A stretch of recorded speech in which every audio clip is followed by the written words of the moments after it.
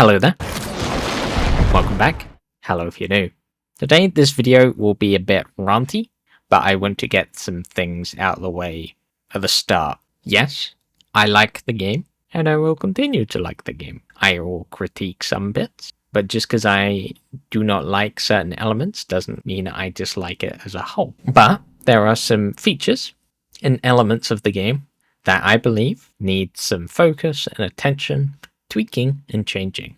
Now I'm going to explain multiple different parts and elements, explain what's wrong with them and how I would fix them. Now I'm going to start off very heavy at the start because this has disappointed me and it is shameful to say the least, but it does leak over into Battlefield 6 and whatnot, and that is moderation. I will not show the original messages, I will censor them. But I did 2 reports on 2 different separate things. These 2 things are in clear violation of the positive play thing, yada yada. Bear in mind, one of these, the emblem, will be displayed on tanks, clothing, vehicles, clothing, death screen, etc. And I reported these 2 incidents. However, the email applied said they're doing nothing. If you received your report and didn't take any action this time, here's why.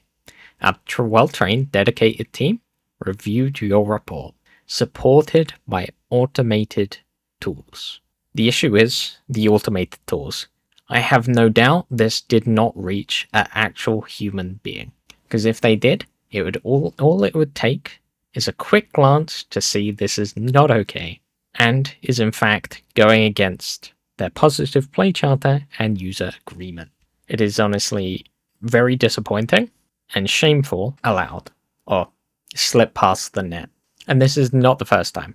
I remember Teabag did the exact same thing at the beginning of the year and received the exact same response. But this can also bleed over into Battlefield 6's moderation. But if you go on Reddit and look up reasons why people are banned, there's some very questionable ones and very confusing ones. A lot of people getting warnings for their usernames when they're questionable. Why that's an issue?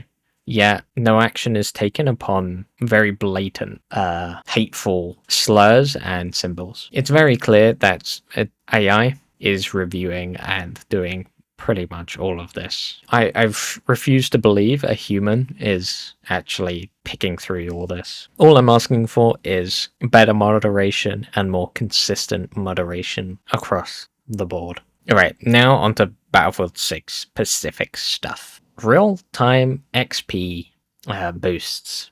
I think that is a crime. Currently, if you activate a XP boost, it starts there and then.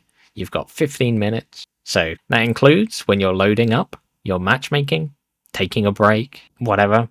That is not in-game time, that is real time. So to be honest with you, most of your XP boost is getting wasted unless you activate it within the game, in the match you're currently in, at the start or something.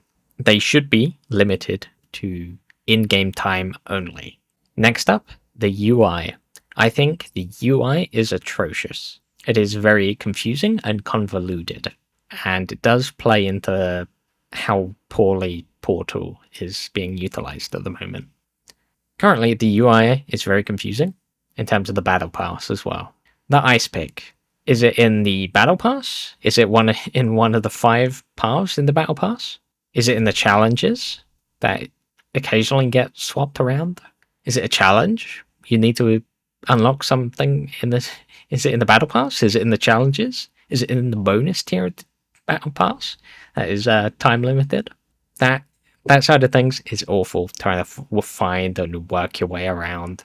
And most of it you can see in the game, but you can't see the Battle Pass tiers while in game. You can only see the challenges, and it's very, very annoying and inconsistent. That leads on to the playlist selection. You have to scroll along, and that's a bit annoying nonetheless. Trying to find a certain game mode and you gotta scroll along and it changes each day. But this plays into the Portal as well, because I still think Portal is extremely underutilized.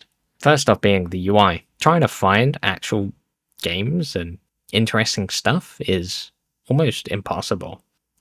Some of it is still filled up by XP farms, and trying to find the fun and quirky game modes, you're better off looking at for a video. For example, Danny on PC gives the game code for Minesweeper.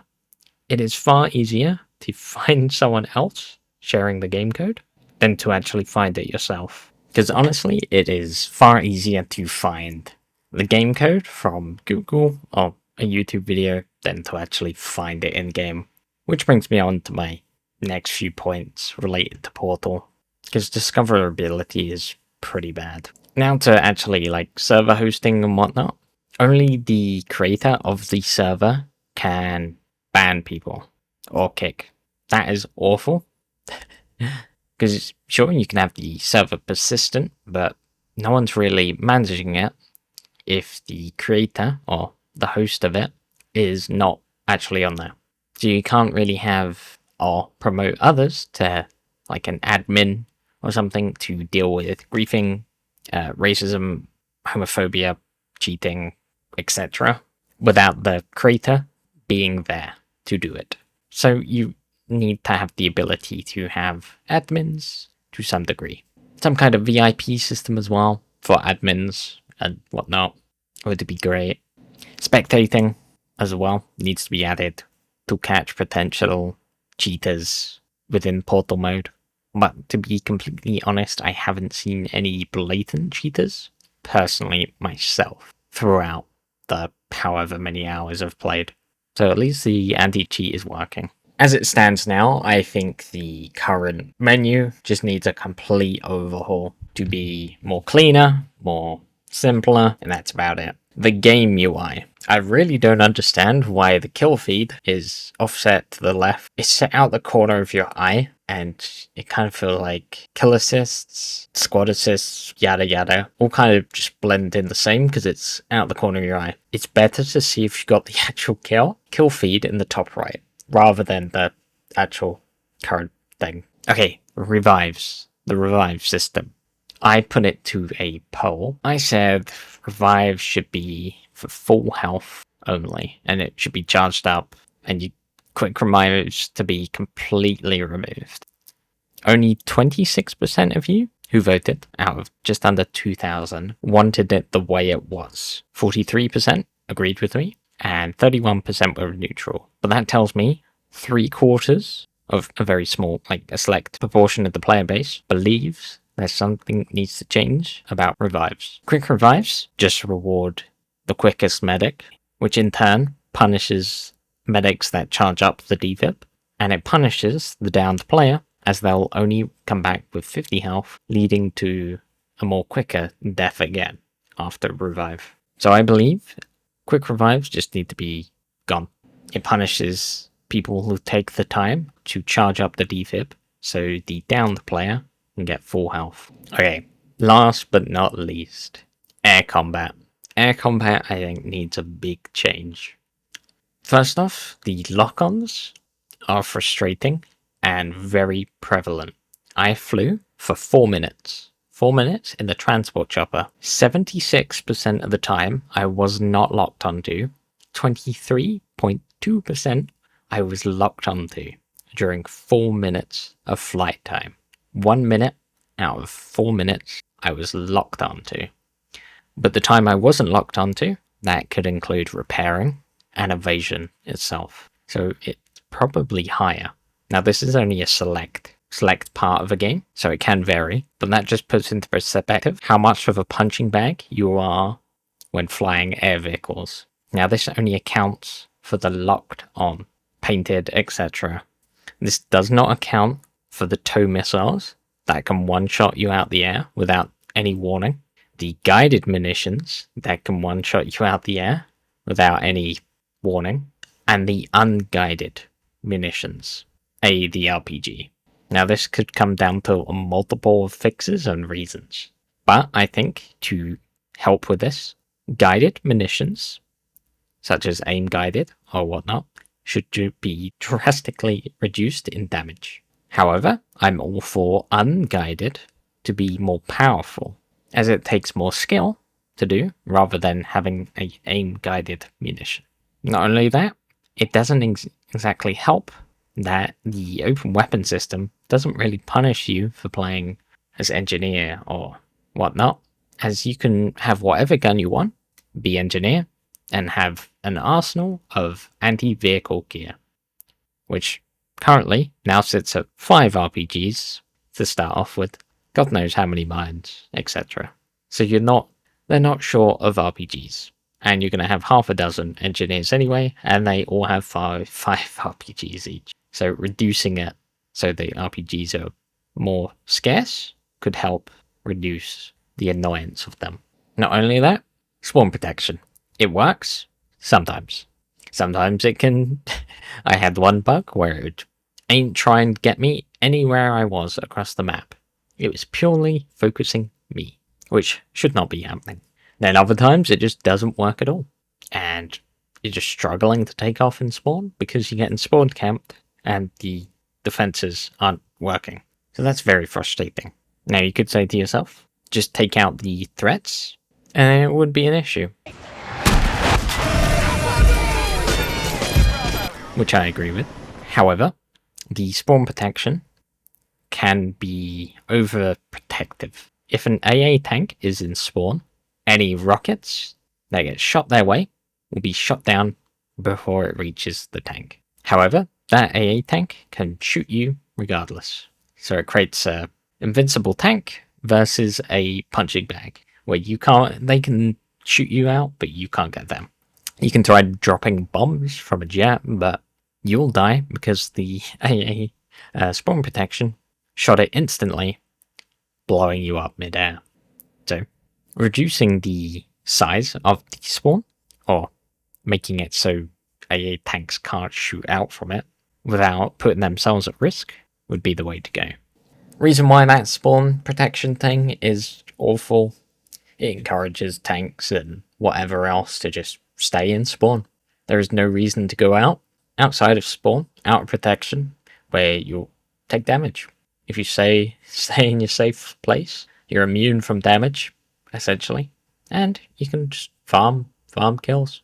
Often those spots you can see right into their airstrip, so you can lock onto the target as they're taking off, which is just awful game design.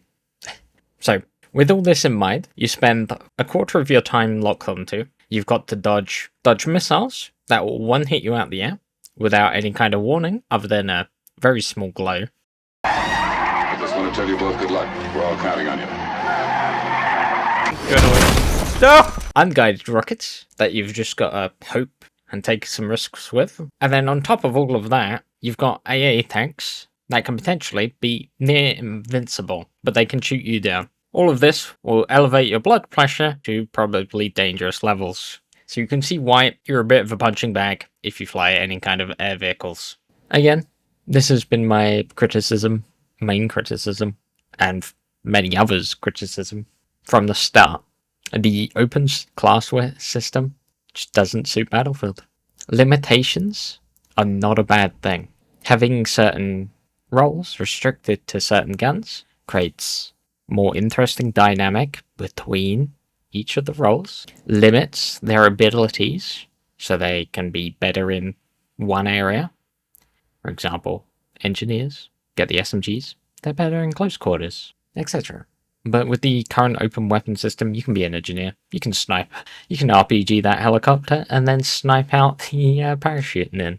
I know there's a locked playlist, but I've said this, it would be nice to just have a toggle between open and closed. And then it would be easier to find the game modes and maps you want to play. Because currently, it's always assumed that you want to do open weapons, unless you pick the playlist. But if you want to use the custom search, that's right, you're going into open weapons, which is just silly. There are another few little nitpicky things, like griefers that RPG the helicopter in spawn so they can get it each and every time.